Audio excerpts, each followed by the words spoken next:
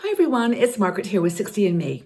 Hope that you're doing great today wherever you are. I'm really happy that you've chosen to take the time with us here today. We talk about topics of interest to women over 60, ranging from wellness and nutrition to fashion and beauty, retirement, downsizing, relationships. We really are here to support you, and especially during this time when you're at home, maybe feeling a little bit isolated and trying to get into a rhythm. Now, I think we all started over a month ago in my case, staying at home, and needing them from the beginning to find a ritual, a routine that worked. So I want to share with you my morning routine, my personal rituals, and how it's helped me to really find a structure to this time. And I think the people that are doing this, finding a routine that works for them, almost in like an enforced way, are finding it easier to manage. So I want to chat with you primarily in this talk about morning rituals, because I think that the way we start our day, the things we do in those first few hours are so important. And there's an article on 60andMe website by Sin Meyer, one of our bloggers, about 3 benefits that older women can experience by having a morning ritual, having a routine that really works for them.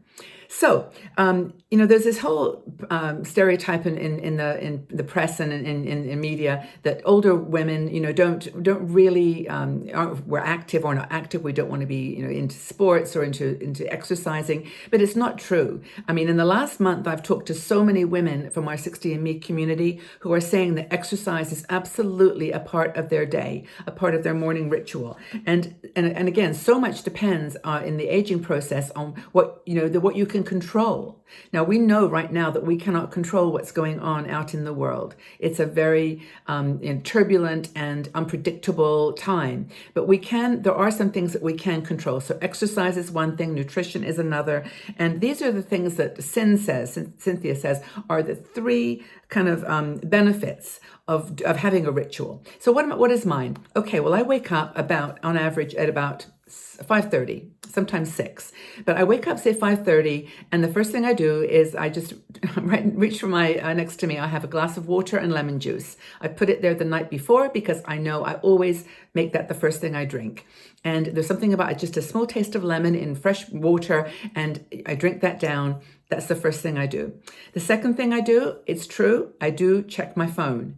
And this isn't probably good advice for everybody, but I check it because I've just got a way about me that I want to check that no email messages came in overnight that were important. Because with 60andMe, I'm in Switzerland, so I'm ahead of 6 hours ahead of the Eastern time, and I think 9 hours Pacific. So I want to check that nothing has happened that I need to deal with, because I had that responsibility in my mind. And once I've done that, and of course for my family, if there was going to be a message, it probably would have been a phone call or a text message, and I just check those first. Then I know everything's okay. Everybody's all right. I can start my day. The second thing I do is I get up and I put the kettle on and I make a cup of tea. This is going to sound ridiculous. I make a cup of tea and make English breakfast tea with milk, and I get a biscuit, like one of those petite beurres, like a simple biscuit. I go back to bed. I fill up my hot water bottle, because my room is usually a bit cold, and I sit in bed for about 15 minutes, just having a cup of tea and a biscuit. Okay, probably, I don't know if this is a healthy way to do it or not, but I just do that. Then I turn off the light and I meditate. I don't even get out of the bed. My bed's nice and warm then, and I can just pull the blanket up around me. Ideally, meditation is if you're sitting up straight in a chair, but I do it on my bed. I put the cushions behind me and I meditate. 20 minutes, 25 minutes, and I just try to stay with that. Then, while I'm still in bed, I will turn on the news. I watch about 15 minutes of news, and I do some knitting. I just do something with my hands that's more meditative. And then at maybe about 7 o'clock, I get up and I make some breakfast. And breakfast is normally oatmeal. I have steel cut oatmeal that I love. I will often have another cup of tea, and that's basically it. I will put fruit in the oatmeal, sometimes raisins, but I try to make that my meal for the morning. I end up about 10 o'clock in the morning, usually having a coffee. And then about after that, I 10 o'clock, 10:15, I turn on my computer and I do exercises. And I either do Leslie Sanson walking, and there's another woman, I think it's Jenny McClendon, who does kind of aerobic 25 minutes. Then after that exercise, I sit down on the floor and I do some yoga positions. I'm not following any class or anything. I'm just doing it from my memory, just about 5 or 6 movements. Do some deep breathing. And then by about 10:30, I'm ready to start some work. And then I work. I work through lunch and noon, and then I do videos perhaps, or do some writing. That's my morning. And then afternoon, I can tell you another time. But mornings are so important to me. So the first thing that Sin talks about, and the reason for what I just described is so interesting, is that willpower is best in the morning.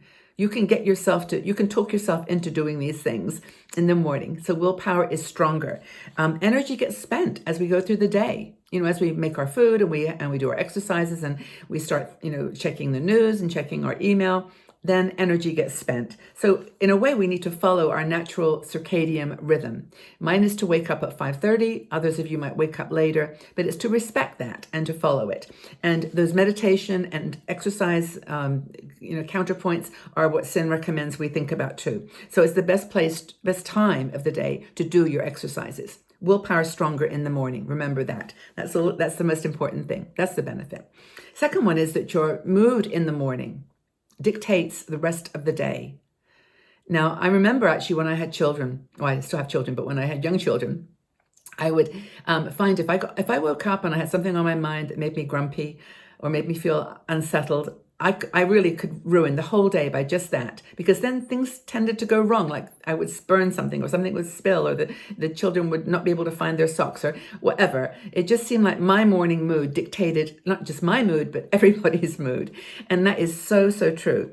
They've done research on this. I think Ohio State University, that they did this test of how your mood in the morning affects your productivity. And they did it with workers. So they found that people who started with a good mood, got out of bed on the right side, as they used to say, that had a better productivity in their daytime. And again, it's that whole thing about having routine and ritual that established a good mood in the morning. So that it's all about replacing unhealthy habits, like, not exercising or eating like too many, a bag of sweets or something, or lots of cookies with chocolate on them in the first thing in the morning. It's all about setting a routine that helps you to learn how to relearn good habits from the bad. The third benefit that Sin talks about is the routines and habits then control your life. And this research was so fascinating at the University College in London, showed that when you're trying to, look at my notes here because I want to make sure I get this right, that habits are formed for 66 days. And it can take anywhere, that's the average, it can take anywhere from 18 days to 254 days, almost a year, to establish a new habit. It's really interesting. And when you go to Sin's article, you'll see the links to all these research reports that I'm talking about, because it's really, really interesting. So she basically talks about a book by Charles Duhigg, The Power of Habit, which reinforces that message, how hard it is to break a habit and establish a new one. So there's like 3 points to it. Like there's the cue to the habit, which the trigger that tells your brain to do something. And then there's the routine, which is the activity or the action or the behavior that follows from that trigger. And then there's the reward. And the brain rewards us or it sends out the right hormones and endorphins and whatever to actually support whether that's a good thing or a bad thing for your body. It tells you. And if you have to be kind of repeatedly self-disciplined in order to create cues that are then going to generate behavior, which is then going to give your brain an opportunity to give you a reward for that action. So basically, morning routines are the cues. Doing those things that I mentioned in my life actually have been amazing, especially during this lockdown, have been cues to actions like having some exercise, doing some yoga, eating a healthy breakfast. Those cues that have led to the behaviors, which then are going to help me feel good and have a healthier life and healthier sense of well-being, even happiness. Although that's kind of a new kind of happiness, isn't it, that we're experiencing these days. But anyway, so as part of your morning routine, and I think Sin does a great job of talking about this in her article, is set yourself new cues. Establish some cues that are going to drive good behavior, healthy behavior, which in turn will give your brain an opportunity to thank you and reward you, so that that habit will be established and become part of your life. You can do it in 18 days. It's possible, but it probably for a lot of people takes a little longer. And right now we've got an opportunity, I think, because we're inside and our world is a little bit more contained. We're not having to go out into the world or get up early to go to a meeting, or, we've got things that are more predictable. So why not use this time to establish some great rhythms, some great cues that will change your behavior for the better?